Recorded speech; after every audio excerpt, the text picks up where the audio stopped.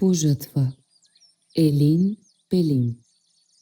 Усилна жътва кипи из равното Софийско поле. От край до край, докъде ти око види, се люлеят златни ниви и морни работници се мяркат там от тъмни зори. Бог тия ни даде страшна жега. Пило се синьо небе, над земята изсипе огън и жар. На широкото поле трепери адска марана. Отпуснати и уморени, се стенеят далечни гори и планини и сякаш чакат, кога полето, ще пламне в пожар. Птичките са забягнали далеч из хладните усои и не им се чуе гласът. Само гугутка се обажда изрядко от сенчеста круша или грив гълъб усамотено префифюква с криле към гората. Тежко и душно. Слънцето се е спряло огнено и немилостиво в небесата, но жарките му лъчи не пърят от полето работливите селяци. Неуморно те жънат там и трупат златни снопи. Пот се сипе от челата. Душата без сила остава. Няма почивка. Озрялото жито не чака. Бог обилно наспори тая година и не прати ни град, ни скакалци, ни грозна напас за греховните селски души, напатени и настрадани. Зарадва ги той с благодатни майски дъждове и не иска да им отнеме лелеяната в душа надежда за плодовита жътва. Колко думи, молитвени и чисти, се изтръгнаха от ободрените селски души. Бог ни помага! Нека работим! Нека работим! И ей в това усилно време, под адския слънчев пек, над златното поле, ехтят песни и се носят на вълни чак до небесата, като благодарствени молитви. Подемат се из краището неите дружни момински гласове.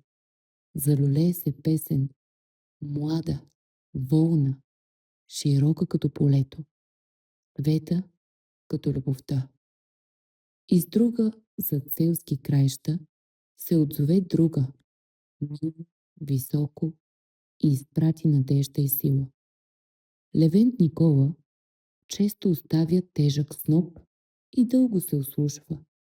После усмихнат и бодър гледа как жънат. Самички, стара майка и млада сестрица. Тя се обръща и весело го задява. Бате, не мож позна пенкиния глас. И прижуреното й пълно личице. Младо и свежо, светно от усмивка. Долавям, но слабо, слива се с другия и се губи. Отговаря Никола, па наставя. Майко, я си почини и ги послушай. Ако схванеш пенкиния глас, да знаеш, че наистина снаха ще та стане. Изправя се старата му майка, усмихва му се с любов и като зажъна рече. Ако ти не можеш и позна гласа, да аз нища, бресинко. Да пее сама, през море да е, ще я позная. В миг млъкна дружна песен и полето затихна. И ето, че някъде далече се поде самичък глас. Висок, звънлив и треперящ. Той се емна леко и тихо. Па полека-лека се засили и се залюля на мощни вълни над полето. Никола остави снопа и плесна ръце. Ето яна, тя е. И дълго се ослушва. А песента се ширеше, волна и млада, чиста като извор, пълна с надежди и желания. Тя кичеше на китки мили хубави думи и ги пращаше с любов някому някъде. И ту развълнувано глъхнеше, ту смело се втикаше. Сякаш се бореше с някоя безкрайна скръб, някое злокобно съмнение. И победоносно взимаше връх и се носеше стремително и гордо. Не изтърпя Никола, а се изтъпи през нивата и се провикна. Ех! Екливи и ободрителни смехове му отговориха от околните нивя. Леко се завълнуваха озрели класове и весело си зашушукаха нещо. Чу го Пенка, отдалече му прати закачлива и обична песен. Над полето сякаш с кръст в ръка прехвръкна надеждата, по нея радостта.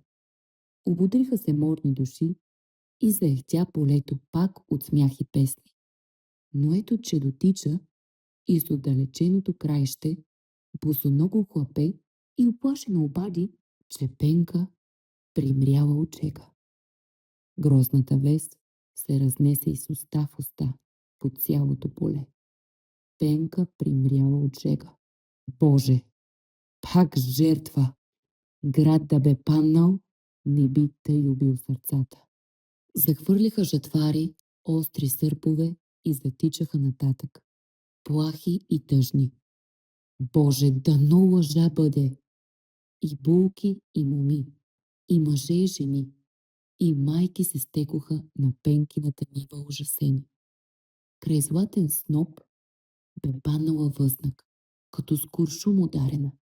Пенка, селско дете обичливо, бяла пребратка, небрежно бе паднала на чело, да съсени хубавото й лице.